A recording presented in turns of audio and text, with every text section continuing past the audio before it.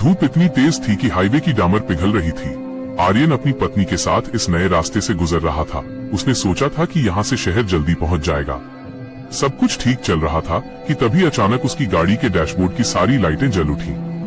गाड़ी ने एक जोर का झटका खाया, बोनेट से भाप निकलने लगी और स्टीयरिंग पत्थर जैसा भारी हो गया।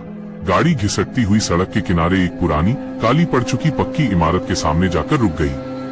आर्यन ने गाड़ी स्टार्ट करने की बहुत कोशिश की पर सेल्फ तक नहीं लग रहा था। मोबाइल निकाला तो देखा कि सिग्नल गायब थे। दोपहर के सन्नाटे में दूर दूर तक कोई इंसान नहीं दिख रहा था। प्यास के मारे उसकी पत्नी की हालत बिगड़ने लगी। आर्यन ने सामने देखा, वो इमारत किसी पुराने मैरिज पैलेस जैसी लग रही थी।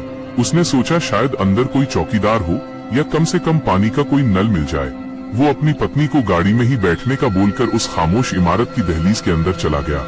हॉल के अंदर का वो मंजर, जैसे ही आर्यन ने हॉल के बड़े कमरे में कदम रखा, उसे एक ठंडी हवा का झोंका महसूस हुआ जिससे उसे गर्मी से राहत मिली। अचानक उसे कानों में लोगों के हंसने और बर्तन टकराने की आवाजें आईं। आर्यन ने जैसे ही पलक झपकाई, मंजर बदल गया। वो काली दीवारें अब सुनहरे पर्दों से सजी थीं। हॉल में शानदार रोशनी थी। आर्यन को लगा शायद ये कोई पक्की और आलीशान जगह है जो बाहर से बस पुरानी दिखती है। वहाँ सब कुछ एकदम नॉर्मल था। सजे धजे मेहमान कुर्सियों पर बैठे दावत खा रहे थे। बच्चे इधर उधर भाग रहे थे। आर्यन को रत्ती भर भी शक नहीं हुआ कि ये कोई रूहानी दुनिया है। उसने देखा कि सामने ऊंचे स्टेज पर समीर दूल्हे के लिबास में अपनी दुल्हन के साथ बैठा मुस्कुरा रहा था। आर्यन पानी मांगने था कि अचानक सन्नाटे को चीरते हुए किचन की तरफ से एक खौफनाक धमाका हुआ। हॉल की छत कांप उठी और फिर जो हुआ उसने आर्यन के होश उड़ा दिए। जैसे ही आग की लपटें दीवारों से निकली, वो हंसते खेलते मेहमान पल भर में हॉरर बन गए। उनकी सजी धजी खाल झुलस कर काली पड़ने लगी। किसी की आंख बहकर गाल पर आ गई तो किसी के हाथ की हड्डियां दिखने लगी। वो 200 बाराती अब जलती हुई रूहें बन चुके थे। पूरे हॉल में चीख पुकार मच गई। तभी उन 200 जलती हुई रूहों ने आर्यन को देख लिया। एक जिंदा इंसान को देखकर उनकी तड़प बढ़ गई। वो सब पागलों की तरह मुड़ी और आर्यन की तरफ लपकी। सैकड़ों झुलसे हुए हाथ जो अब भी आग से सुलग रहे थे, आर्यन को जकड़ने लगे। वो रूहें आर्यन को कुचलती हुई उस मुख्य लोहे के गेट की तरफ भाग रही थीं, जो अपने आप बंद हो चुका था। आर्यन उन रूहों के सैलाब में फंस गया। उसे महसूस हो रहा था जैसे सैकड़ों जलते हुए जिस्म उसे रौंद रहे हैं। समीर स्टेज पर खड़ा होकर आर्यन को देख रहा था। आर्यन ने अपनी आखिरी ताकत झोंकी और उन रूहों के बोझ को चीरते हुए उस भारी गेट के कुंडे को बाहर की तरफ झटका। एक जोरदार धमाका हुआ और गेट खुल गया।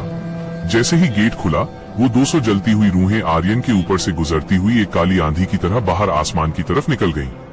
आर्यन पसीने से तरबतर जमीन पर गिर पड़ा। तभी उसने देखा कि स्टेज से उतरकर समीर और उसकी दुल्हन धीरे धीरे गेट की तरफ बढ़ रहे हैं। दहलीज पार करने से पहले समीर रुका। उसने मुड़कर आर्यन की तरफ बहुत मोहब्बत से देखा। उसकी आंखों में अब मौत का खौफ नहीं था, बल्कि एक ऐसा एहसान था जिसे शब्दों में बयान नहीं किया जा सकता।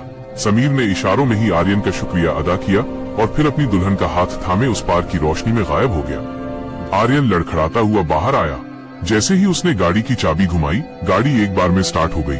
वो अपनी पत्नी को लेकर वहाँ से भागा। आर्यन गाड़ी से उतरकर टपरी पर पहुंचा और जल्दी जल्दी 2 गिलास पानी पिया।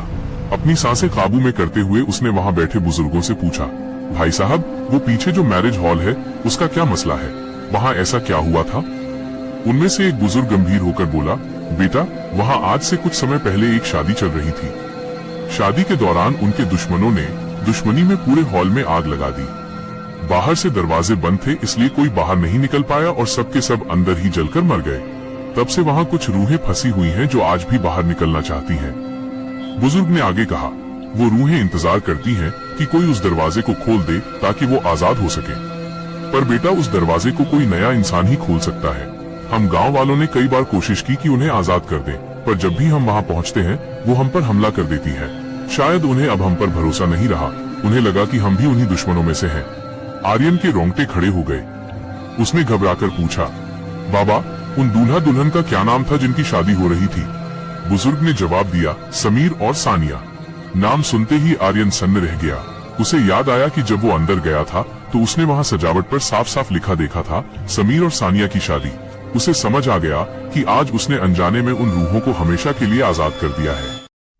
दोस्तों, मैं अभी नया क्रिएटर हूं और मैं अभी YouTube पर आया हूं और आप लोग मुझे बताएं कि मेरी वीडियोस में क्या कमी रह रही है। म्यूजिक से लेकर फोटो या वॉइस जो भी कमी है मुझे बताएं, मैं उसको ठीक करूं।